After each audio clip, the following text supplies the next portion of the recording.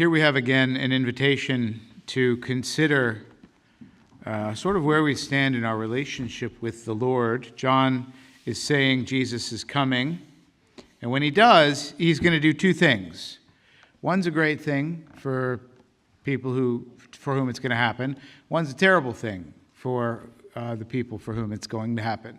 The same guy is going to do the same thing, and it's going to affect people in two different ways. I was thinking about this, and I was like, okay, when the cavalry shows up, that's really great, right? For the pilgrims with the wagons circled, and they're harried and exhausted, and they're out of ammunition, and a couple of them are pegged to the side of their caravan with plugged full of arrows, and here comes the cavalry. But that's a terrifying sight, right, for the Indians. And then I thought, I can't use that example because we're also politically correct. So I decided not to use it and use a different example. The example of an AC-130 gunship flying in the air. Does anybody know what an AC-130 gunship is?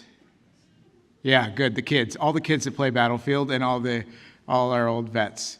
So I want you to imagine you're a soldier and you're in this mud hut surrounded by Terrys, and they're shooting at you, and you just can't get out.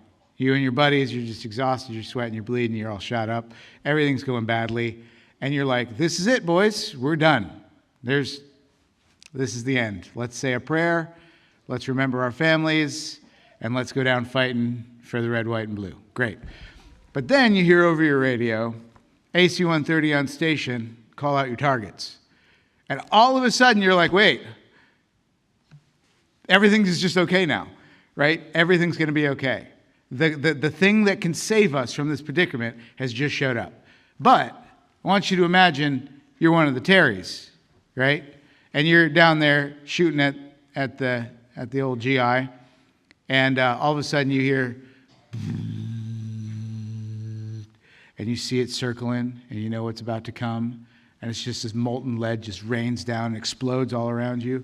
That's a terrible sight, right? The experience of these two groups of people is different from the advent of whether it's the cavalry or the gunship. The experience is different, right? But it's based on how we are related to the thing that has just showed up, whether it's the cavalry or whether it's the gunship or whether it's Jesus Christ. Jesus is going to come, and he's going to, what's it say? He's got a winnowing fan in his hand. And what that does is it creates artificial wind so that when you throw up the grain that you've plucked, imagine you got the grain on a sheet or on some sort of like trampoline, right? And it's bouncing, and then you take the winnowing fan and you blow it, and it creates this artificial wind. And the chaff, which is the garbage you don't want in your wheat, it's lighter than the wheat grains itself, and so it blows it away. It drifts off, and then what falls down then is just good, clean wheat. All the chaff is gone, right? So Jesus is coming, and he's got this winnowing fan in his hand, John says, and he's gonna do that. He's gonna do the separation, right? Through all the tumult and the troubles and the trials and the suffering, everything gets thrown up, right? But only some of it comes back down. The rest of it gets blown away. But then he's gonna take the wheat and he's going to gather it into his barn because it was fruitful. It's good. It's good for eating. It's good. It's good for what it's meant to be, right? The chaff, though, is worthless. It's useless. It hasn't done, well, I mean, I guess chaff, respective of the plant, has done its job, but it's not good for Jesus. It's not good for the farmer, right? So he's going to gather it up and he's going to burn it, right? So when the winnower, I don't know what you call the guy that winnows. We're just going to go with winnower. When the winnower shows up, if you're the chaff, you're a little worried, right? If you're the wheat, you're like, oh, thank God, I'm finally going to get separated from this stupid chaff and then gathered into the barn. We have to recognize that we live our lives in a way that develops a relationship with Jesus through grace, which comes to us through the sacraments, and through our own personal choices, which eventually designates us. not designates as in we are the same and we've got a label now on us that says wheat or chaff, but it makes us into either wheat or chaff. And when that moment comes, when the harvester comes, and what that time is one of two things. It's either Jesus comes back the second time and everything's done, or we individually die and we stand before the Lord.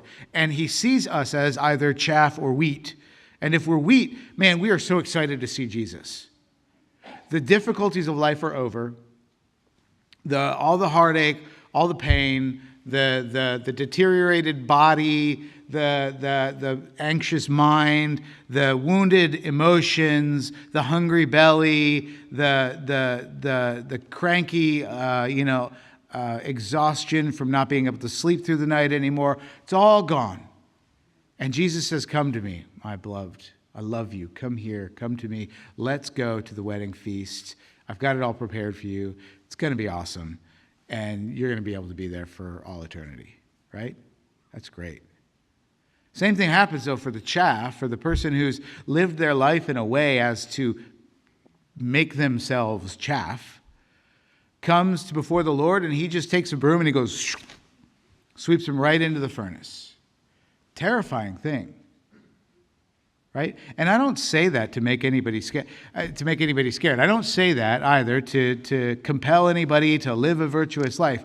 I say it because it's a simple matter of fact, and you need to decide for yourself whether that's important, an important enough event to change or to evaluate the way you're living your life right now. That's all you have to do. That's all I'm asking you to do. I'm not judging anybody. I'm not calling anybody chaff. I'm not even calling anybody wheat. All I'm saying is this thing's going to happen. And don't say I didn't warn you when it does. Right? You got nobody to blame but yourself now. Right? So you stand before the Lord and you want to be that weed. That weed. Don't be weeds. Weeds go the same place that the chaff go. Right? Into the furnace. Be wheat. You want to be the wheat. So what do we need to do to be the wheat? Well, John is giving us a great basic breakdown of how to understand the Christian spiritual life in hindsight. You wouldn't be able to get this out of it if you were just looking at it, listening to John preach before Christ. But after Christ, listening to what John is prophesying here about sort of morality and living a virtuous, repentant life, it's really good for us to reflect on as Christians to see if we are living our lives in a way to be wheat, which when dies bears fruit, a seed which when dies and is buried bears fruit 30 and 60 and 100-fold, right? So the crowds, the masses come up to John and they say, "Hey, what do we need to do?" So to everybody, John is saying, whoever has 2 cloaks, you should share one. Hey, if you got extra food, you should share that too. Very basic principle, right? But it's one that we don't... what in the world? There's a water bottle down here. It's something that we don't necessarily really live very well, right? We're taught in kindergarten to share, but that's not really a good kind of sharing anyways. And then we grow up and we realize it's not a good kind of sharing, so we don't share that way anymore. But we don't start to share like Christians either. And we all know, okay, yeah, generosity is a good thing. That's the third part of the Christian stool of spirituality, prayer, fasting, and almsgiving, right? To give where need is present. What he's saying here is if you have more than you actually need in this moment right now for yourself, and someone is in your sphere of influence who has a need, and you could provide it, you need to do it. Not yeah, I've got what I need today, and okay, I've got stored up what I need for 30 years, but the markets might drop, and it might go down to only 25 years covered. I know this person's over here hungry and suffering. Maybe they're homeless, but I just need all this stuff to get me through my whole life. I can't give you anything because I don't know how long I'm going to live and what my needs are going to be 40 years from now, so I can't give you anything. Or I can tip you. I can give you a couple bucks. Not going to help your life, really. All right? It's not probably might not even buy you a meal, but I'll give you something just to make myself feel better that I've been charitable and I've given you something. This is kind of the way most people are, and the ones who give a little bit, right? They typically they feel better about themselves, and they're like, I see, I'm a generous person. I said yes at the checkout line when they asked if I wanted to round up and give $1 to Toys for Tots or whatever, right? I would do that. But there are needs out there that every single person in this room can satisfy, but we won't because we're afraid to give up the more that we have. And that's a whole spectrum. It's a whole spectrum for everybody out there. Remember, this is me prompting you to question yourself. I'm not judging anybody in particular here. This is something I want everybody to just think about for themselves, right? So John says, if you have 2 cloaks, give it. Now, he doesn't say, those of you who have 2 cloaks, give 1, but don't you dare have 3 cloaks. 3 cloaks is just too bad. You can't have 3 cloaks. Guys, you can have 100 cloaks. It's great to have 100 cloaks. But here's the thing. If 75 people who need cloaks all of a sudden pop into your sphere of influence, you give 75 of them away, and you now only have 25 cloaks left. And you're like, I'm so poor. I only have 25 cloaks left. I had 100. Right? But John's like, yeah, you still have 24 more than you need. So look for the opportunity to give away those other 24. And the Lord will give you this day your daily bread. The evils for today are sufficient for themselves. Don't worry about tomorrow. The Lord will take care of tomorrow. Right? So that spirit of generosity is the thing that all Christians are meant to have. Or prayer, fasting, and here he's specifically talking about almsgiving. But there are particular ways that people are meant to sort of live their Christian life too, because we're all different. We're all unique. Let me ask you this: if I went to John the Baptist and I said, John, what do I need to do, right? Because we had the tax collectors, we had the soldiers. Each of them had a specific advice, right? And I went to John the Baptist as a Roman Catholic priest, and I said, John, what do I need to do? And he would say, pray bravery every day faithfully, have a wonderful relationship with the Blessed Mother who loves you so much, you should love her back better than you actually do. You should pay attention to your guardian angel once in a while and say thanks for all that he does to keep you alive, right? You say the Mass faithfully according to the norms of the church, and preach the gospel 100% faithfully and without fear. Do those things. Great. Now, how would that apply to a dad of 3 kids? Would that work? Would that advice work? Did I lose you guys? That one back there is sleeping. I see. Yeah, I know. I see it. You're smiling though, so I know you're not quite asleep. Where did I lose you guys? I lost you with the gunship, didn't I? We can go all the way back there and start over. No. So it's just a gray day, isn't it? It's gray. It's kind of gray in here.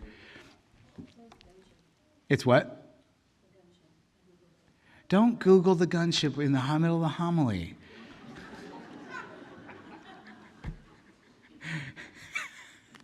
Okay.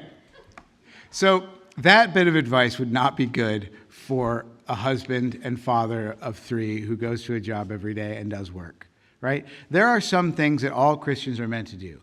All Christians are meant to avoid evil. That's a non-starter. You just don't do evil. Doesn't matter what your job is, doesn't matter what your profession, what your vocation, how old you are, how wealthy you are, how poor you are, how smart you are. Doesn't matter. You avoid evil. That is a 100% easy thing. Every Christian is meant to do that. Every Christian is meant to pray, fast, and give alms. But the way that every Christian is meant to pray, fast, and give alms changes according to their state in life, who they are.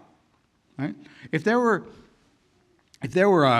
a poor person who's in poverty, and they live in a trailer, and there's a hole in the floor of their trailer, and their roof leaks, and their car's broke down, and they don't have enough money to fix it, and they can't afford to lose their job, so they're taking a bicycle several miles to where they work to just try to get enough money to get the car fixed so they could go get groceries for the kids. There are folks that live that way every day,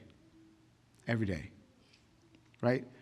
is their mode of charity to give a bunch of money to the poor? Is that the way? But they're meant to give alms, though, right? So what do they have? That person, and that person probably already does this, right? That person has the ability to give alms of their time, to see their neighbor in need and say, hey, brother, I'm here for you. What do you need? Right? You need me to come over? I got some lattice, under the trailer that I could drag over here. We could fix this thing up for you. Right? A generosity of spirit. Right? But it's different.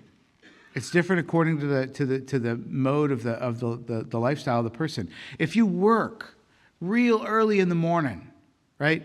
You go to work real early in the morning, and maybe you get back mid-afternoon. Maybe you work 12-hour shifts, right? You have to get to the hospital at 5 o'clock in the morning. Are you going to do a lot of real good praying first thing in the morning? No, you're probably not. You might. Yeah, it's possible. But chances are you're going to say hello to the Lord, you're going to do a little bit of prayer, and you're going to save the bulk of your prayer for when you get home in the afternoon, and you're going to gather the kids around who just got back from school, and you're going to say, kids, all right, it's time to pray. And you're going to get your good prayer in the afternoon, right? It's really important for me to get all of my good prayer in the morning. But that's just according to the way that my lifestyle as a parish priest builds up. I don't know where I'm going to be by the end of the day. So I need to make sure that I don't compromise those first hours of the morning for my prayer, because if I do, I might not get in some of the stuff that I need to get in. And John is showing us here by talking to the tax collectors differently, talking to the soldiers differently. He doesn't say stop being soldiers. It's bad to be a soldier. He doesn't say it's bad to be a tax collector. The Jews hate the tax collectors. He doesn't tell the tax collector comes up to John the Baptist, what do I need to do? You'd think John would say, quit being a tax collector. He doesn't say that. He says, don't extort. Okay. Right? Don't exceed to your own benefit and to somebody else's detriment, the power that somebody entrusts you with, right? So we have to look at our lives, our own lifestyle. Am I married? Do I have kids? Am I single? Am I a single parent? That's a reality. Do I have all really good kids, and so I can have time to pray, or do I have some good kids and some kids, and so I've got to adapt my when I pray to the time that I can have him tied up in the closet, and nobody's going to come over and see I've got him tied up and thrown in the closet, right? Y'all laugh because this is the way it works, right? You lock him in the basement or something for 45 minutes just so you can think, right?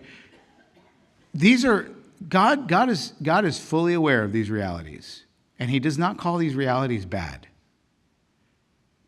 He doesn't look at your life and say, my gosh, it's such a mess. You should be ashamed of yourself. I can't believe I can't believe your kids aren't perfect. I can't believe your spouse isn't perfect. I can't believe you aren't perfect.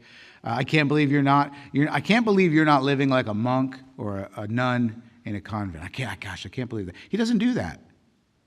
He looks at your life and He expects to receive from you everything you can give Him the way that you can give it to Him, in a way that befits your lifestyle.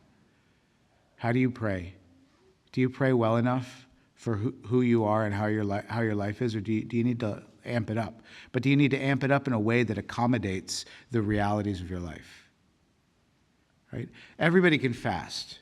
I don't care how old you are. I don't care if you're over 65. I don't care if you're under 14 or whatever the age is that the bishops put for Lent. Everybody can give something up. You like sweets? You don't have to give up all food. If you're sick, is it a good idea to give up food? No. Give something else up. Right? Eat food, get healthy, then give up food. Right? But give up something. Everybody can give up something.